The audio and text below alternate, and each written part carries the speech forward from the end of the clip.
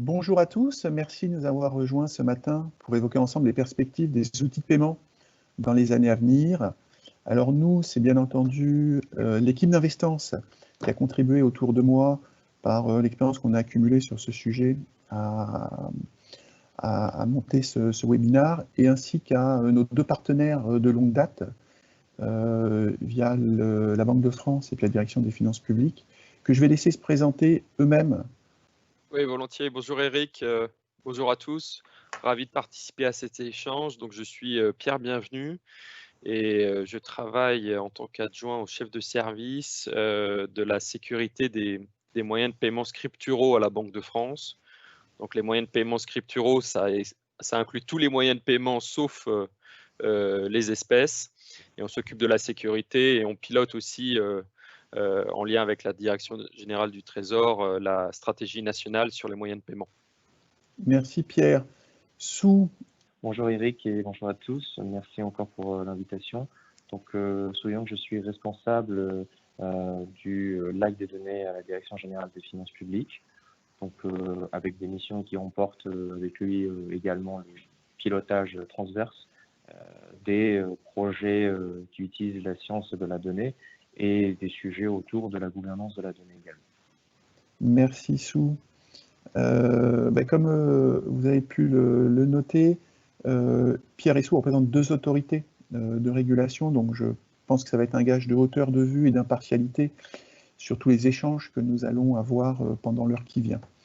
Et je me présente moi-même, donc je suis Eric Ballaresque et je suis en charge de l'équipe retail d'Investance Partners et donc particulièrement concerné par les sujets de paiement parce que j'en parle au quotidien avec nos clients. Et tous ensemble, nous allons, au cours de cette heure, dresser un panorama des moyens de paiement au niveau mondial, et puis nous allons resserrer, bien sûr, sur la France, nous allons nous intéresser à leur évolution.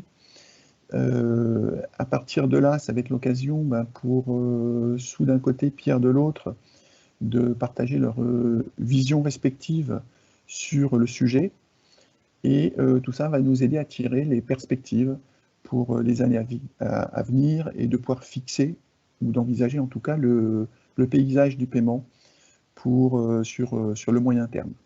J'ai envie de revenir sur la genèse de ce sujet.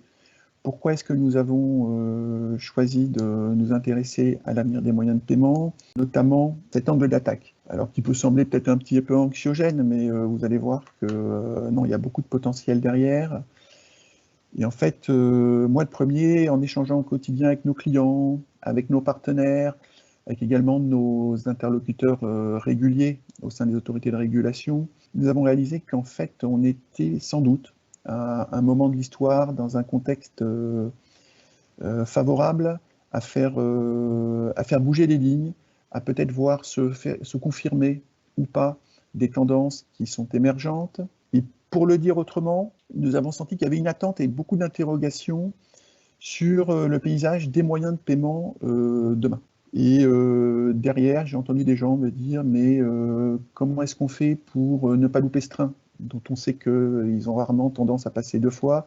Comment est-ce qu'on se met en ordre de marche pour ne pas passer à côté des opportunités? Dans la période récente, il y a eu deux événements que j'ai retracés là, qui me semblent déclencheurs ou au moins accélérateurs de tendances ou d'innovations qu'on a vues. Le premier, c'était le 2 juillet. On a eu enfin la confirmation de l'initiative européenne qui a succédé au fameux Pepsi. C'était attendu depuis un moment.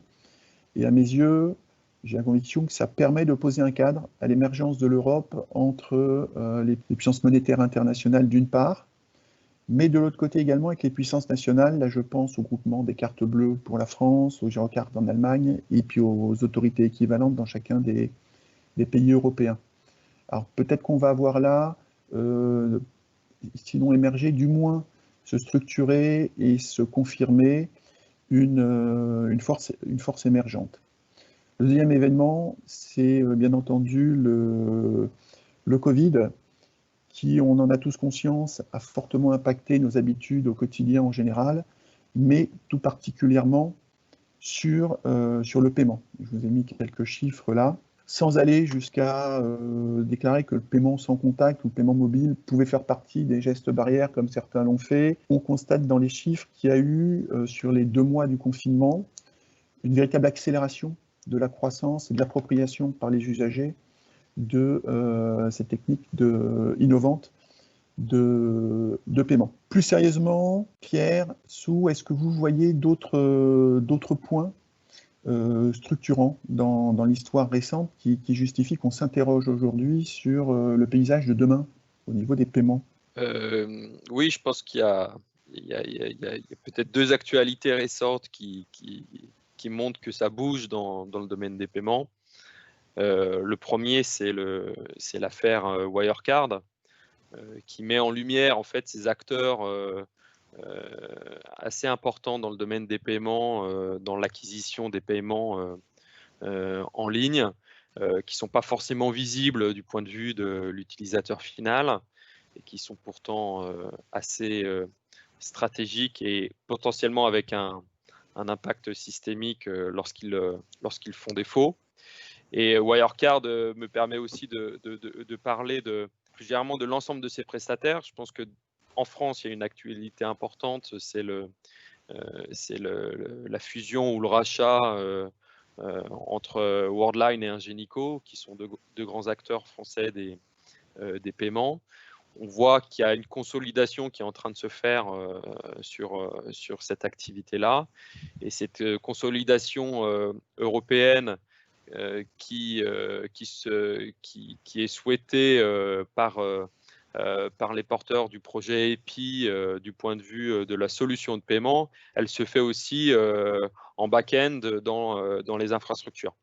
Et ça fait écho à toutes les méga fusions qu'on a vues aussi outre-Atlantique entre les géants des paiements, par exemple entre Fiserv et First Data aux États-Unis. Ce sont des méga fusions avec des valorisations extrêmement importantes des entreprises du paiement. Je partage ce point de vue. Moi, personnellement, j'ai une petite anecdote que je crois que j'ai eu ça il y a quelques jours et je trouve ça assez intéressant, c'est de voir que Google cherche à développer, par exemple, le paiement de stationnement intégré à Google Maps. Et en tant qu'aujourd'hui usager plutôt des services de paiement, je me rends compte que l'expérience utilisateur que les acteurs qui proposent des services de paiement est quelque chose qui devient de plus en plus important. Et les moyens de paiement dématérialisés permettent une plus grande facilité d'accéder à cela. Ben, ça nous permet d'enchaîner sur le panorama au niveau monde. Alors, effectivement, la dématérialisation du paiement ou les innovations dont on a commencé à parler, ce n'est pas un phénomène nouveau. On voit qu'il y a de nombreuses initiatives locales qui ont commencé il y a plus de 15 ans maintenant. Sue, est-ce que tu peux nous en dire un petit peu plus? Moi, c'est un sujet qui m'apassionne depuis quelques années. Et pour compléter un petit peu, on va dire, les raisons un peu plus récentes, pourquoi est-ce que le paiement devient un sujet d'actualité à nouveau, eh bien, pour ma part, la mise en place de nouveaux services de paiement performants est quelque chose d'assez indispensable pour les États qui cherchent à garantir que ce soit sa croissance économique, sa souveraineté ou la protection des données de ses citoyens, des données de paiement.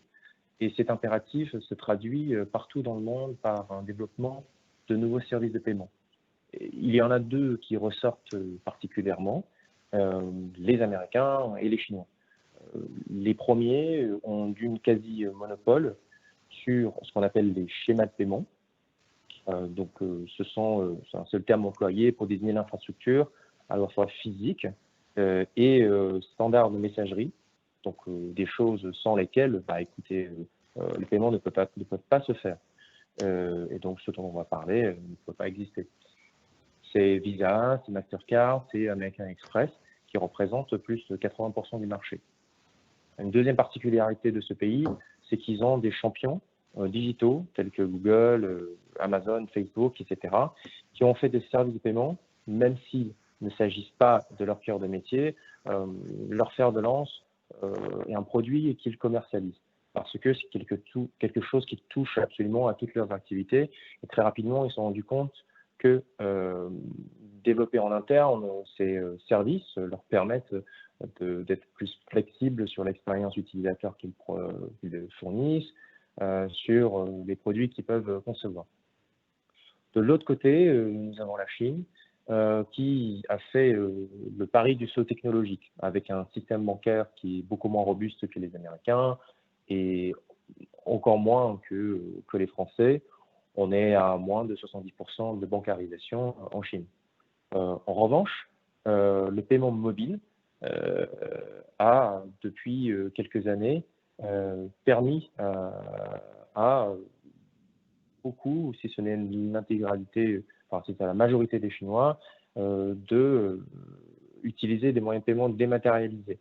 Il faut dire que de manière conjoncturelle, c'est également lié au fait qu'il y a des smartphones pas chers en Chine. Pour plus d'un tiers des Chinois, c'est le paiement mobile qui est le moyen de paiement principal qu'ils utilisent. D'ailleurs, le pays a une volonté d'investir fortement dans le paiement. Par exemple, entre 2011 et 2015, l'État n'a pas hésité à investir jusqu'à 1% de son PIB dans le développement de nouveaux services de paiement. Et il y a un pays qui a pris une initiative, on va dire récente, et qui illustre cela, c'est la Russie. La Russie qui a très vite compris, via la sanction que les Américains nous ont infligée en 2015, l'importance de développer un schéma national de paiement.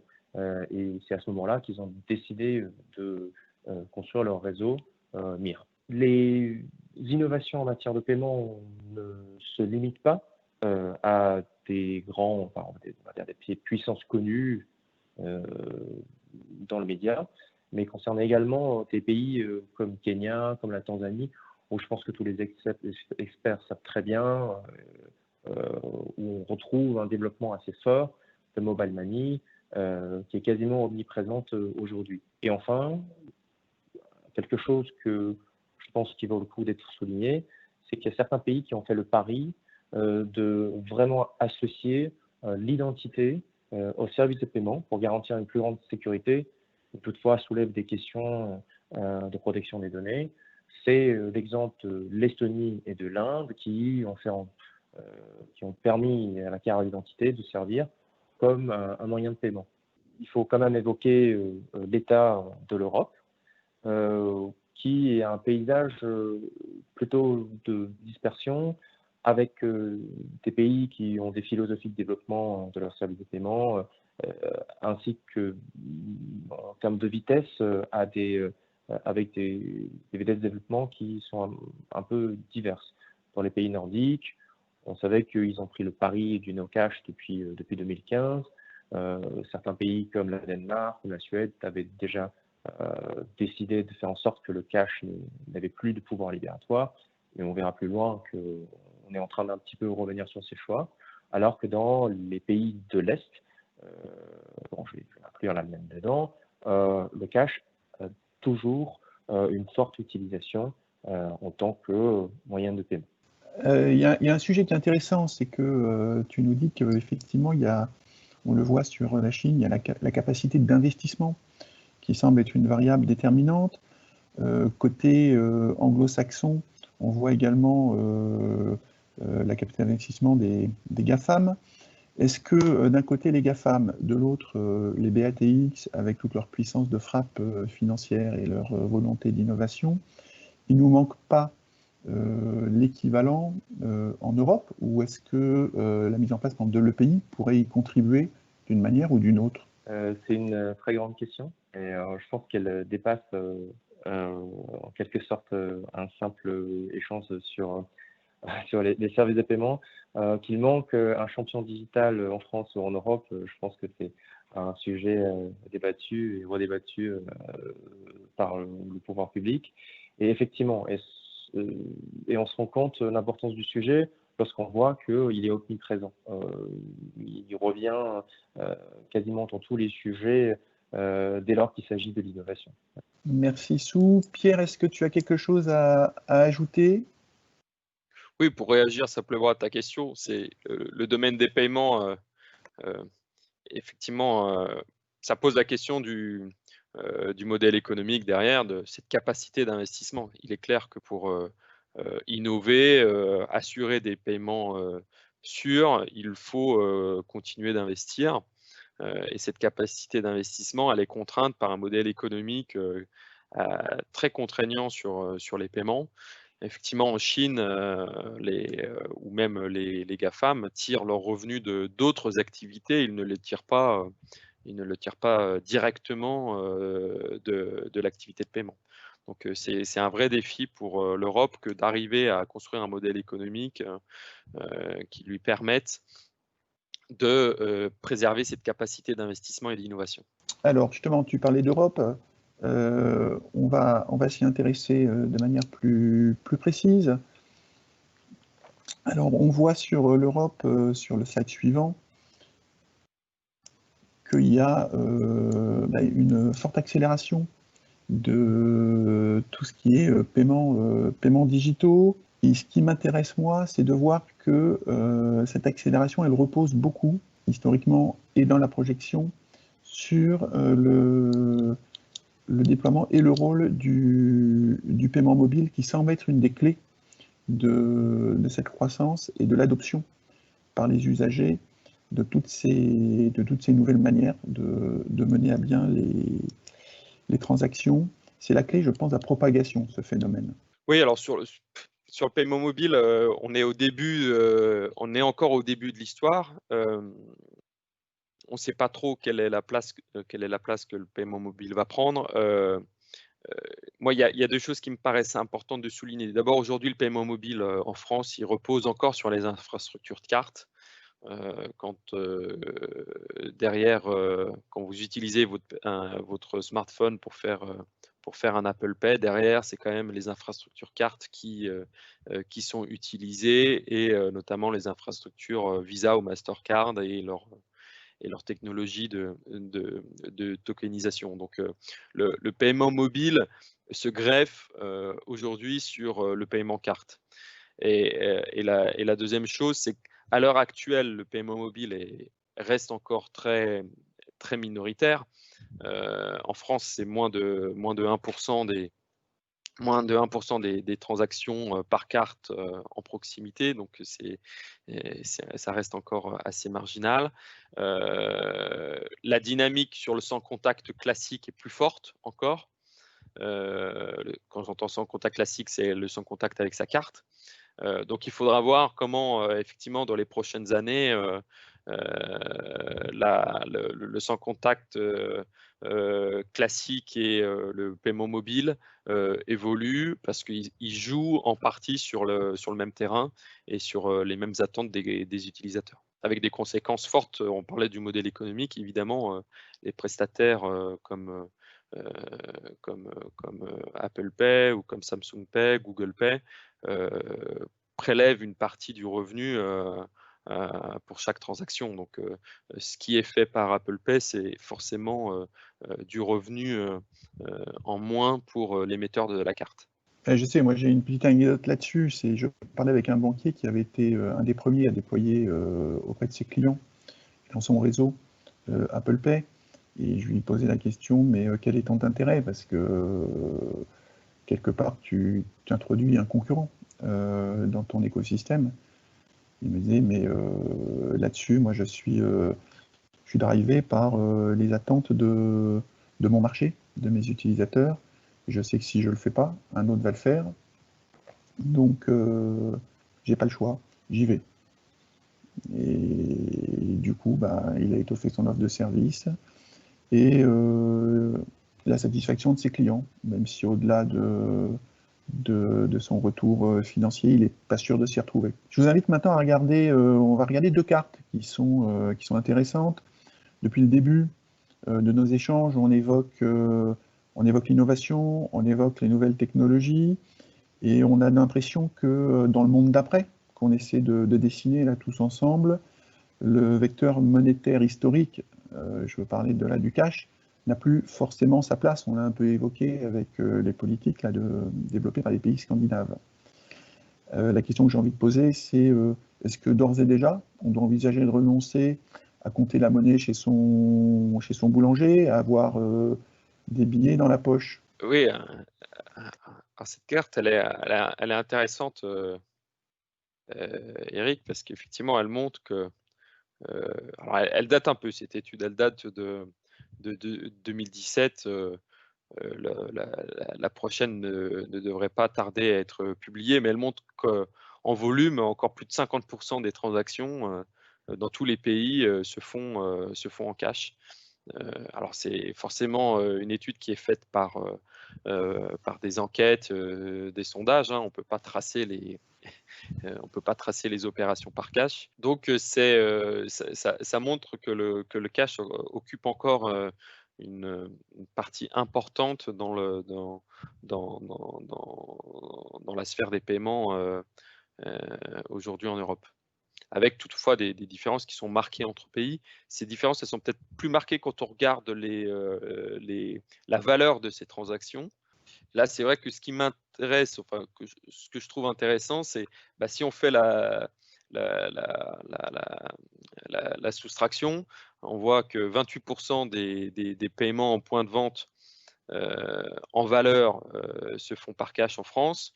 Ça veut dire que 72% des transactions en valeur se font par d'autres moyens de paiement et en point de vente, c'est majoritairement la carte.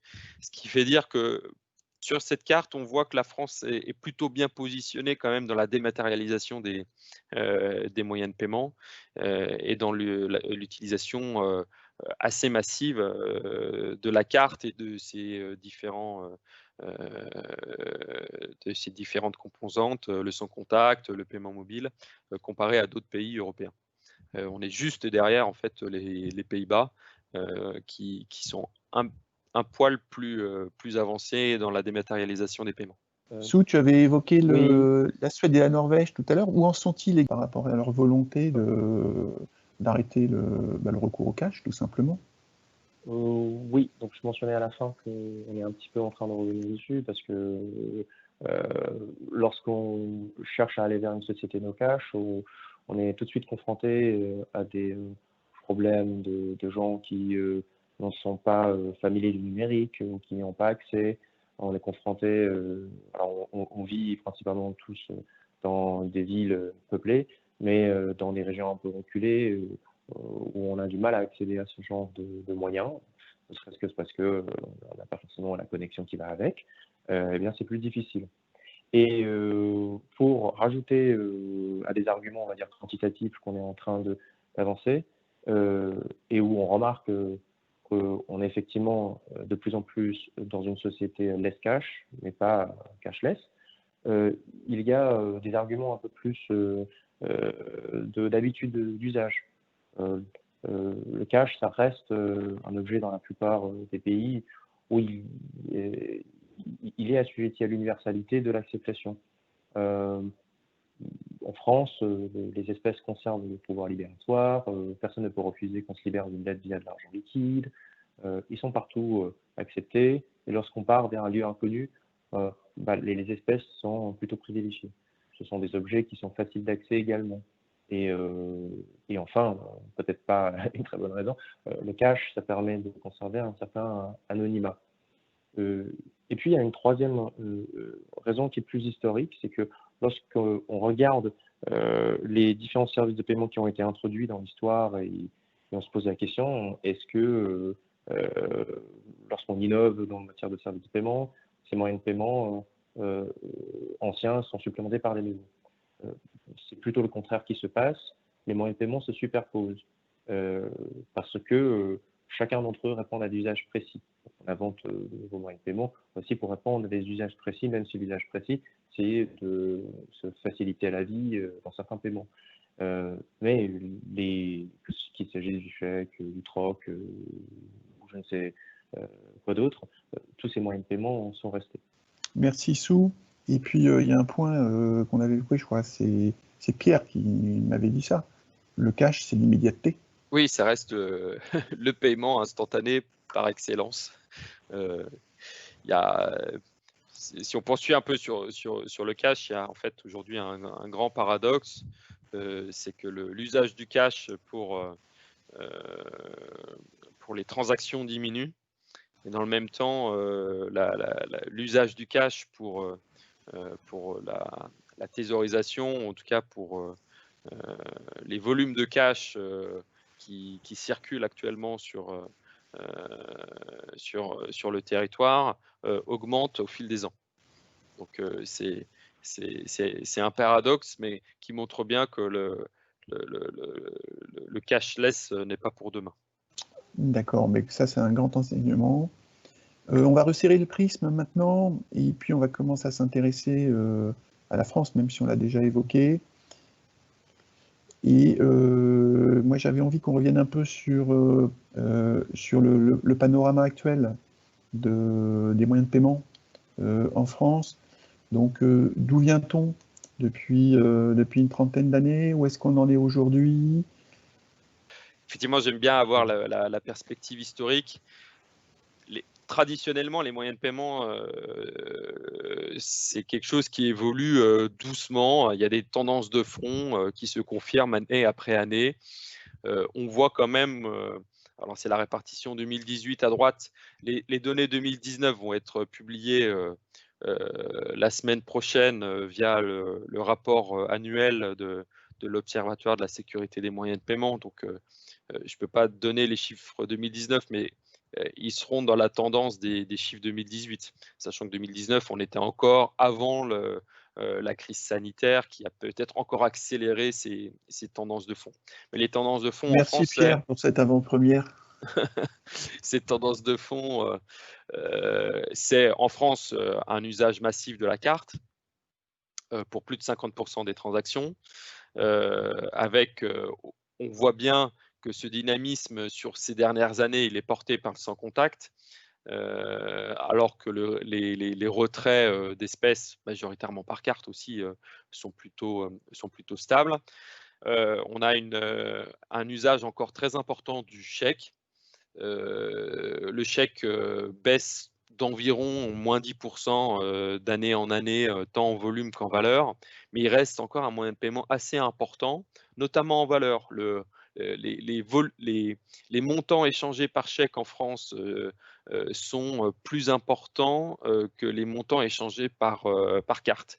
Et c'est notamment lié à l'usage encore important du chèque pour des transactions de montants élevés et dans les relations interentreprises. Beaucoup de PME payent encore leurs fournisseurs par chèque, alors que le chèque reflue assez massivement dans l'usage en point de vente, notamment par crainte de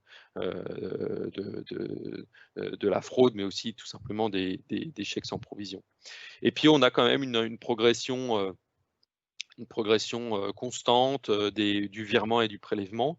En fait, globalement, les moyens de paiement dits scripturaux, c'est-à-dire hors espèces, progressent et ça reflète évidemment la croissance économique, mais ça reflète aussi le grignotage qui est fait année après année sur l'usage du cash. Est-ce qu'on voit là cette évolution, cette croissance sur les dernières années, par exemple, du sans contact, cette légère progression des virements, cette baisse du chèque, ça correspond, c'est en phase avec la stratégie mise en place par les autorités?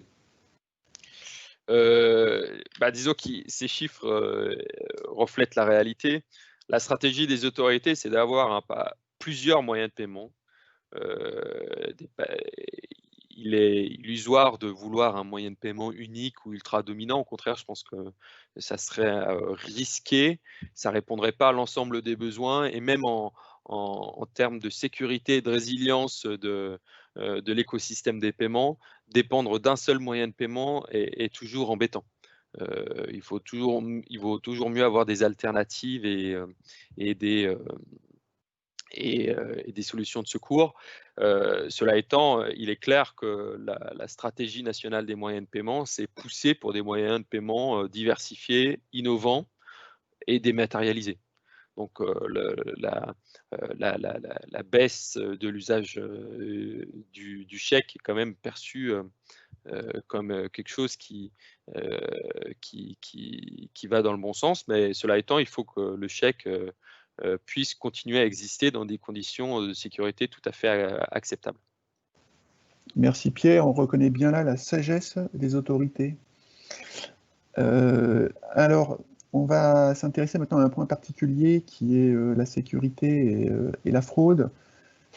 Il apparaît clairement que dans les enjeux et les facteurs de succès dans l'adoption d'une innovation ou dans le maintien d'un moyen de paiement, la sécurité est une variable déterminante.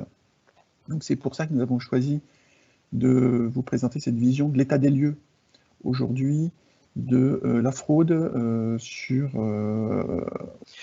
Oui, donc sur le périmètre France, hein, la fraude, on la mesure comme étant l'utilisation par un tiers ou le détournement d'un moyen de paiement par des fraudeurs. On a à peu près en France, pour donner les ordres de grandeur, 1 milliard de fraudes sur les moyens de paiement. Donc c'est 1 milliard d'euros qui va dans la poche des fraudeurs. On a 2 moyens de paiement qui sont particulièrement vulnérables ou qui alimentent cette fraude, c'est le chèque et la carte bancaire. Le chèque, effectivement, reste un moyen de paiement très fraudé et c'est clairement quelque chose sur lequel on doit travailler pour faire en sorte qu'il puisse continuer à être utilisé dans des conditions de sécurité acceptables. Sa grande vulnérabilité, c'est son caractère physique et le fait que le chèque puisse être volé, notamment dans son acheminement au client. Le fait aussi que le chèque puisse être falsifié, c'est-à-dire qu'on peut malheureusement changer le bénéficiaire ou le montant du chèque qu'on a intercepté. Et ensuite, sur la carte, là, on progresse d'année en année, notamment grâce à des mesures d'authentification. Mais si je reprends un peu de recul, quand le e-commerce a commencé à se développer au début des années 2000, c'est vrai qu'il n'y avait pas de moyen de paiement parfaitement adapté au e-commerce. On utilisait sa carte bancaire, mais c'était dans des conditions de sécurité qui étaient pas optimales. Et longtemps, ces problèmes de sécurité ont freiné les utilisateurs, les consommateurs dans l'achat en ligne. Et aujourd'hui, grâce, on va dire, au progrès qui a été effectué en matière d'authentification, d'abord par SMS au tournant des années 2010 et maintenant avec la DSP2 avec l'authentification forte, on a réussi à construire un moyen de paiement, à adapter la carte à l'usage en ligne et en faire un moyen de paiement dans lequel les gens ont confiance. Et cette confiance dans l'utilisation de sa carte en ligne est essentielle au développement du e-commerce. Donc sécurité et e-commerce, et développement du e-commerce, ça marche ensemble. Oui, et je ne peux moi que confirmer quand je vois les projets que mènent nos clients que c'est un sujet qui mobilise beaucoup d'énergie, beaucoup de moyens du côté des DSI et qu'il y a également une recherche d'équilibre du côté métier, du côté des réseaux, du côté des gens qui sont en contact avec les clients pour justement trouver le bon équilibre entre les contraintes liées à la sécurité, on parlait de DSP2, et puis la fluidité de l'expérience utilisateur et le fait de ne pas freiner les transactions ou les phases de paiement dans le e-commerce. C'est un équilibre qui doit être toujours très délicat à trouver et qui en France généralement bascule assez souvent du côté quand même de privilégier la sécurité. Oui, bah, c'est quelque chose on voit quand même que voilà, en France, quand quelqu'un se fait voler ses données de carte, ces données de carte sont ensuite majoritairement utilisées auprès de e-commerçants qui sont en dehors de la zone européenne. C'est-à-dire des e-commerçants qui sont moins regardants sur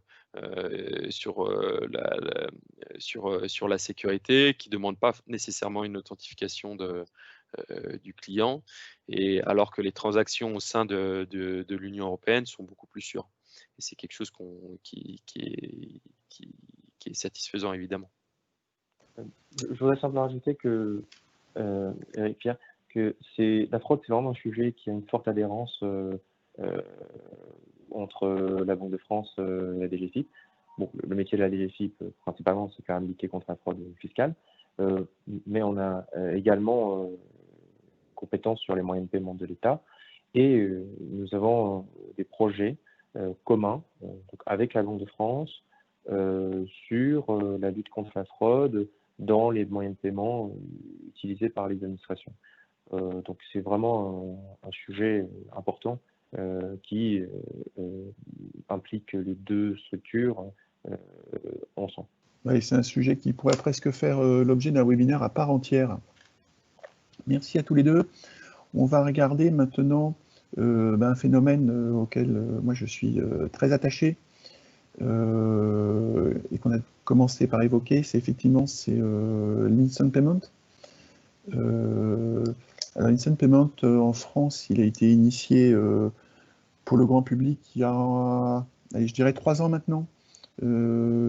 Et sauf erreur de ma part, c'était par BPCE, et puis on voit que maintenant tous les établissements de la place proposent des solutions d'instant payment. Donc c'est un démarrage qui a été prudent, mais on voit avec une accélération forte après ces départs timides. Et c'est un vecteur qui s'affirme tant en valeur qu'en volume. Alors moi, j'y ai vu trois facteurs, 3 éléments clés qui sont, messieurs, déjà le soutien des institutionnels, mais vous allez nous en dire un petit peu plus, hein. Les pouvoirs publics, ils sont assez favorables.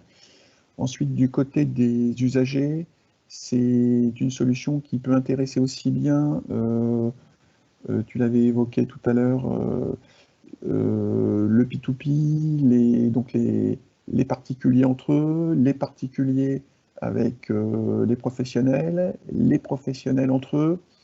Je sais, moi, par exemple, hein, quand j'en parle, souvent, eh bien, le DAF dans une entreprise me dit, mais ça serait une solution extraordinaire pour verser les salaires à mes équipes. Parce que je peux programmer ma trésor, techniquement, j'appuie sur un bouton, c'est réglé. Donc il y a énormément d'usages et c'est multimarché. Et puis, on l'a évoqué également tout à l'heure, en termes de sécurité, mais vous allez me le confirmer, c'est une solution qui présente bien des garanties à cet égard, notamment parce que ça rentre dans le cadre des SP2. Oui, c'est intéressant, le virement instantané. Effectivement, c'est quelque chose qui est encouragé, poussé par la stratégie nationale sur les moyens de paiement. Pourquoi? Parce qu'on a bien vu que les utilisateurs appréciaient cette instantanéité dans le cadre de portefeuilles mobiles, dans des écosystèmes un peu fermés où les gens s'échangeaient de l'argent sur des comptes de monnaie électronique auprès d'un même acteur, et il n'y avait pas cette instantanéité-là entre 2 comptes bancaires issus de 2 banques différentes. Et donc le virement, c'est pas instantané, permet vraiment de donner les règles, et ensuite il a fallu construire les infrastructures pour que cette instantanéité se fasse entre 2 comptes bancaires de 2 banques différentes. Et c'est quelque chose qui est clairement dans l'air du temps. Je pense que par rapport aux statistiques que tu donnes, Eric, je pense que la France est encore en retrait par rapport à la moyenne européenne, qui est illustrée dans ces chiffres. Évidemment, il y a de multiples cas d'usage. On en a parlé pour le P2P, je pense aussi dans le B2B. C'est pour ça que le plafond du virement instantané a été relevé de 15 000 à 100 000 euros. Et en matière de sécurité, c'est un nouveau défi, parce que le virement étant instantané, il est clair qu'une fois que les fonds sont partis, la personne qui reçoit les fonds peut automatiquement en bénéficier. Donc ça implique en amont de la transaction, d'avoir des dispositifs d'authentification forte, d'avoir des dispositifs de scoring assez performants pour éviter pour faire en sorte que la fraude soit empêchée avant même l'exécution de la transaction. Mais effectivement, la DSP2 permet, en tout cas, demande l'application de l'authentification forte pour ce type de transaction également. Ça ne concerne pas que la carte. Oui, pour avoir travaillé, moi, sur des sujets d'implémentation d'instant payment chez des clients, il y a des véritables enjeux au niveau réglementaire, bien sûr, et puis au niveau technique, parce qu'on travaille, contrairement aux autres logiques de paiement, sur de l'instantanéité, quand on était plutôt en mode batch, et puis sur de la permanence également, puisqu'on est en H24, 7.7. Alors, maintenant, ce que je vais vous inviter, c'est à procéder à un petit exercice qui est de nous offrir à chacun un tour de rôle votre vision sur les tendances et puis pour nous aider à dessiner le paysage de demain. Nous allons commencer avec Sue pour la DGF IP. Est-ce que tu veux nous faire un petit rappel de en quoi vous êtes concerné, vous, par ces sujets-là? Oui, très bien. J'étais en train de dire que certains se posent peut-être la question pourquoi est-ce que la DGFIP dans la Direction générale des finances publiques s'intéresse à ce sujet de paiement. Alors, tout simplement parce que nous sommes le premier usager des services de paiement en France. Premier usager, pourquoi? Parce que quasiment toutes nos missions vont impliquer l'usage d'un moyen de paiement, que ce soit pour collecter les impôts sur rôle, donc les impôts particuliers, des particuliers, impôts sur le revenu, taxes d'habitation, foncière sur les fortunes, les impôts des professionnels, CFE, TVA, IS, CVAE, des produits locaux, cantines, crèches, redevances d'occupation privative, des amendes et les produits divers. Il y a quelques milliers de titres différents pour les différentes recettes qu'on est censé couvrir pour l'État. Pour donner un ordre de grandeur, rien que sur le routier, donc on va dire les amendes forfaitaires et les forfaits post-stationnement, nous sommes à 1,9 milliard de recettes en 2019, dont 44% des recettes ont été faites à travers la télédéclaration, donc des moyens de paiement plutôt dématérialisés, et ce qui représente plus de 15 millions de transactions. Donc je vous laisse imaginer en tout pour tout quelle quantité de transactions la DGFIP doit procéder. Et la télédéclaration, c'est quelque chose qui est relativement récent. Ça date de 10 ans, et on voit déjà que ça occupe un fort pourcentage parmi les moyens de paiement qui sont utilisés. Et parmi les moyens de paiement qui sont utilisables pour payer les amendes, les impôts, on peut compter les virements, CEPA, la carte bancaire en ligne, la carte bancaire en proximité. Vous voyez sur le slide que ce qui est important pour le DGFIP, c'est vraiment de proposer, en plus des moyens de paiement sécurisés, des moyens de paiement pratiques et qui soient accessibles. Donc on peut payer une carte bancaire dans des points locaux de la DGFIP. On peut payer par prélèvement, par espèce, par chèque. Donc on a vraiment une très bonne couverture, quel que soit le type de produit. Cela étant dit, l'idée pour nous, et on est en train de mener une étude sur le sujet, est d'y voir un peu plus loin, de savoir quelles sont les nouvelles technologies qui vont s'imposer sur le marché français, afin d'être l'un des premiers adopteurs de ces technologies, ce qui va dans le sens de promouvoir des solutions modernes, sécurisées, qui peuvent être accédées par les citoyens français. Et c'est en ça que c'est un sujet qui est vraiment important pour nous. Merci, merci Sue. Ce que je propose maintenant, c'est Pierre, que tu te livres au même exercice pour la Banque de France.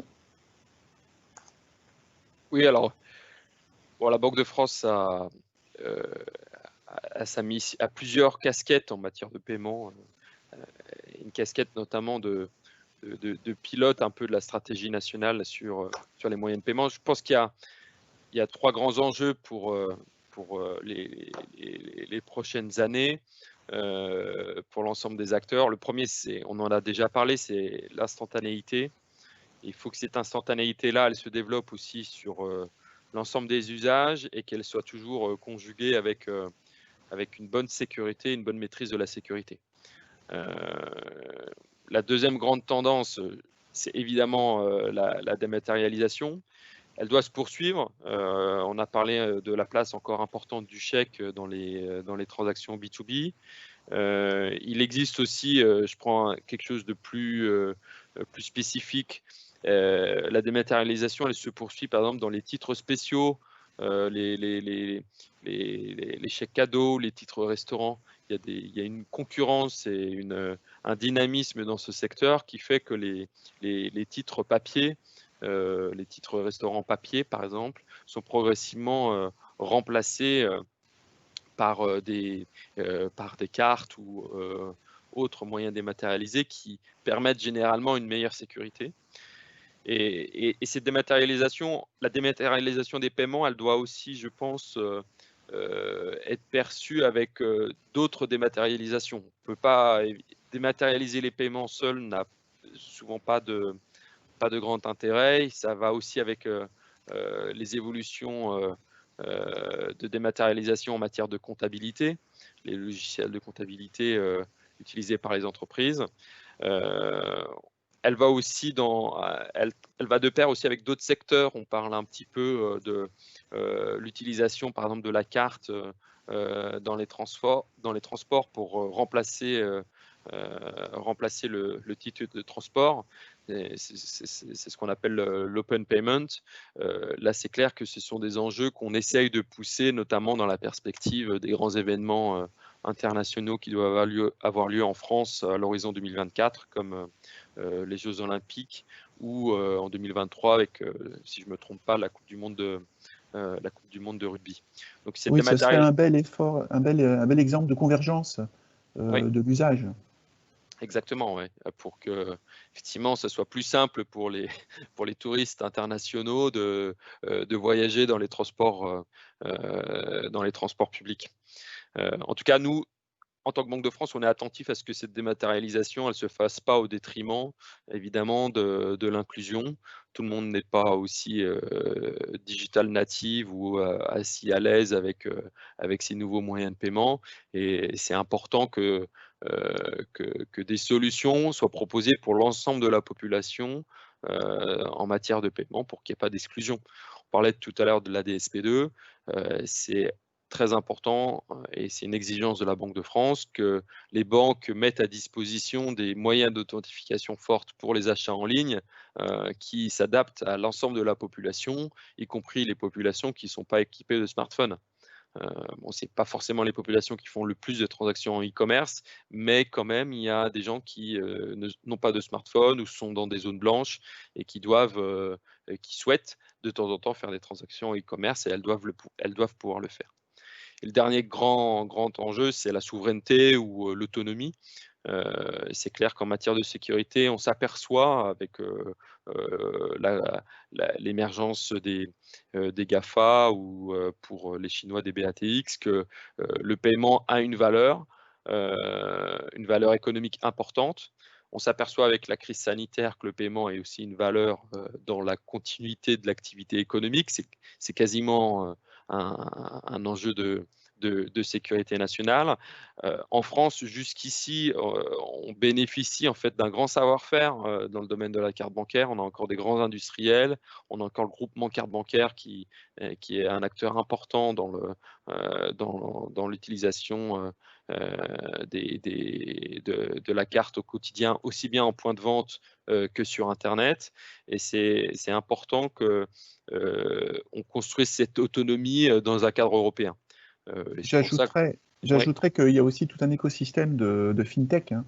Nous, on les connaît bien parce qu'on édite un annuaire logiciel des FinTech sur ce sujet et on les côtoie au quotidien. Et il y a un potentiel, un réservoir de de ressources, en termes d'idées, d'innovation, qui est particulièrement effectivement important en France et avec lequel déjà des grands acteurs collaborent. Hein. Oui, exactement. Cette concurrence est vraiment avec les fintech, avec la DSP2, c'est vraiment quelque chose de positif. Voilà, ça permet l'innovation, ça maintient aussi des moyens de paiement accessibles en prix. Cette innovation est absolument indispensable pour avoir enfin, pour répondre aux besoins, et c'est absolument compatible avec la sécurité si évidemment ça demande quelques investissements, la sécurité, mais c'est fluidité et sécurité, en tout cas c'est notre conviction, c'est pas antinomique. Merci Pierre. Maintenant, ce que je vous invite, c'est à faire un dernier exercice en nous projetant vraiment, en faisant de la prospective sur un certain nombre de points. Alors, merci. Le premier point, c'est clairement sur de l'innovation. Je ne sais plus si on a évoqué, mais Elon Musk en arrivée, BNP Paribas était le premier à se lancer, ou il se lance ces jours-ci avec la première carte biométrique en France, tout du moins. Est-ce que, messieurs, c'est un axe qui va se déployer dans les années à venir? Absolument, et c'est quelque chose, la biométrie, c'est quelque chose qui est, par la réglementation, qui est reconnu comme un facteur d'authentification. Donc, la biométrie est quelque chose de reconnu, et ça permet aussi cette fluidité, hein, notamment via le smartphone. La question, c'est effectivement la reconnaissance biométrique est déléguée en fait d'une certaine façon aux fabricants de smartphones. Pour nous, la Banque de France, c'est une question de savoir comment on contrôle la qualité de la vérification biométrique qui est faite et qui est déléguée par ces acteurs-là. Alors, ce n'est pas le cas pour la carte bancaire où l'authentification, où le code est remplacé par l'empreinte biométrique. Ça, c'est quelque chose de plus récent. Mais la biométrie est forcément amenée à prendre une place assez importante dans l'authentification des paiements. La société sans cash, on va le passer parce qu'on a déjà évoqué le sujet. Le raccourcissement des délais de règlement, pour moi, j'y vois vraiment un sujet de fluidification des transactions et d'accélération des flux économiques. Oui, ça c'est en lien avec le développement du virement instantané. Ce que je sais aussi, et ça me permet de faire un peu de prospective, c'est que certains, l'une des caractéristiques qui explique la résistance du chèque, c'est l'existence justement de ce délai de règlement, qui est apprécié du côté du payeur de temps en temps. En tout cas, une certaine population apprécie d'avoir un délai de 2-3 jours avant d'avoir la transaction débitée du compte. Je pense que dans le domaine interprofessionnel aussi, certains apprécient avoir ce délai de règlement dans le chèque. Donc, ça me permet de dire que dans ces exercices de prospective qui sont toujours très difficiles, parce que certains disaient qu'en 2020, on n'aurait plus de carte bancaire. Bon, les statistiques montrent que beaucoup de prospectivistes se trompent, donc il ne faut pas se risquer à ce genre d'exercice, mais la diversité des moyens de paiement perdurera. Et elle est nécessaire parce que les attentes, les besoins sont différents. Merci. Le sujet de la concurrence, on l'a évoqué au travers du modèle économique. On parle d'instant de paiement, il suffit de regarder un peu la politique de tarifs pratiquée par les établissements sur ce sujet. On sent qu'ils sont encore un peu en recherche, mais l'idée sous-jacente, c'est bien que on dégage de la valeur pour l'utilisateur, donc ça va dégager un retour sur investissement, une marge, et je le vois bien, moi, sur les projets sur lesquels on travaille, c'est un fil rouge là-dessus. Le sujet de l'identité numérique, rapidement. Oui, Sue parlait tout à l'heure de l'utilisation des des identités numériques dans certains pays comme en Estonie, où ils essayent effectivement d'utiliser cette identité électronique. Alors là-bas, je crois qu'ils ont une carte d'identité à puce. Donc effectivement, ils se disent que cette carte d'identité à puce peut servir comme moyen d'authentification pour les paiements en ligne, par exemple. Mais c'est vrai qu'il y a peut-être...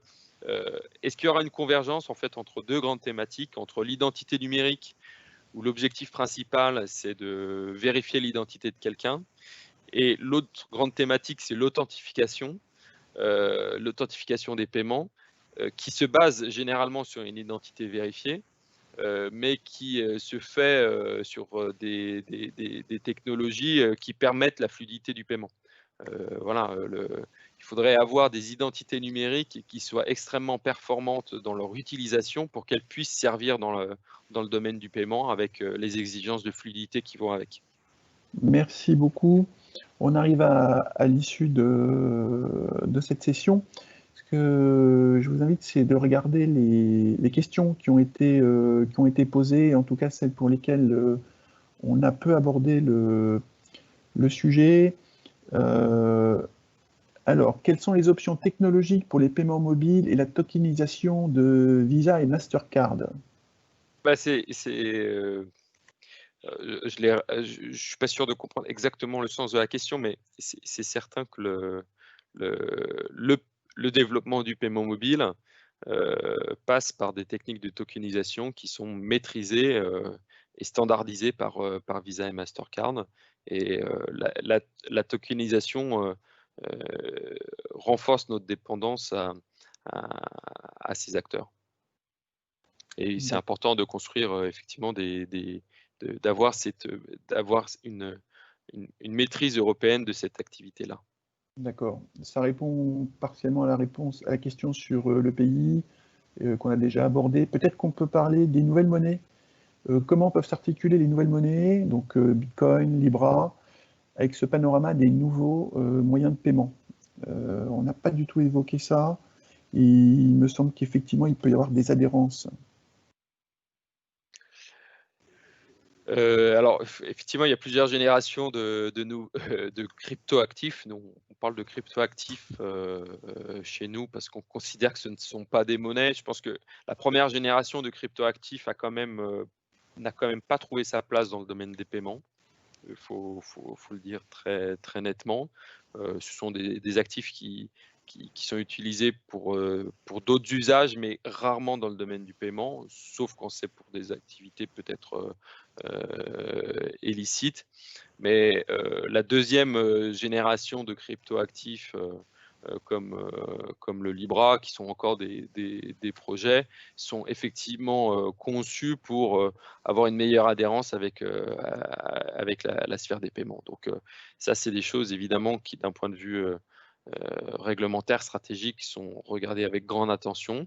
Je pense que Libra met en lumière, en fait, le projet Libra met en lumière certaines insuffisances de l'offre actuelle, notamment dans les paiements transfrontaliers.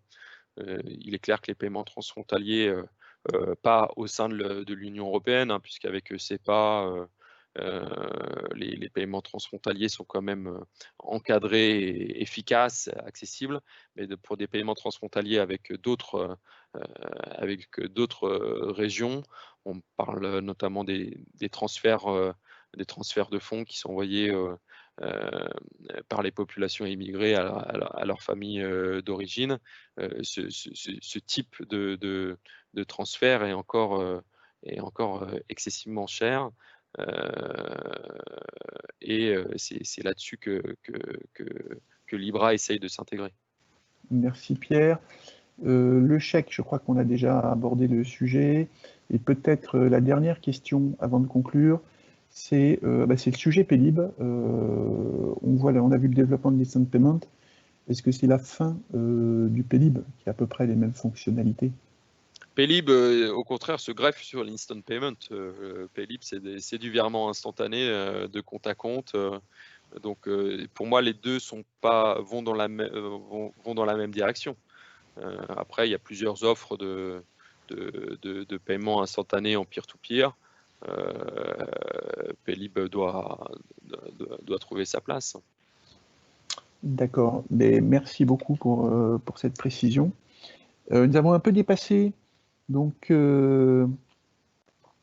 j'espère, déjà je vais remercier Pierre et Sou pour leur aide, pour leur vision éclairante et pour avoir participé avec nous à ces échanges. Nous sommes très sensibles. Nous espérons, pour notre part, avoir répondu à vos attentes, parce qu'on avait identifié, effectivement, comme j'avais dit en introduction, beaucoup d'attentes, beaucoup d'interrogations sur ce sujet. Et toute l'équipe d'Investance, en tout cas, se tient à votre disposition pour creuser les questions qui resteraient présentes à votre esprit ou pour lesquelles vous souhaiteriez rentrer en détail. Merci beaucoup à vous tous. Et puis, je vous dis à très bientôt pour un autre sujet dans la série des webinaires. Bonne journée.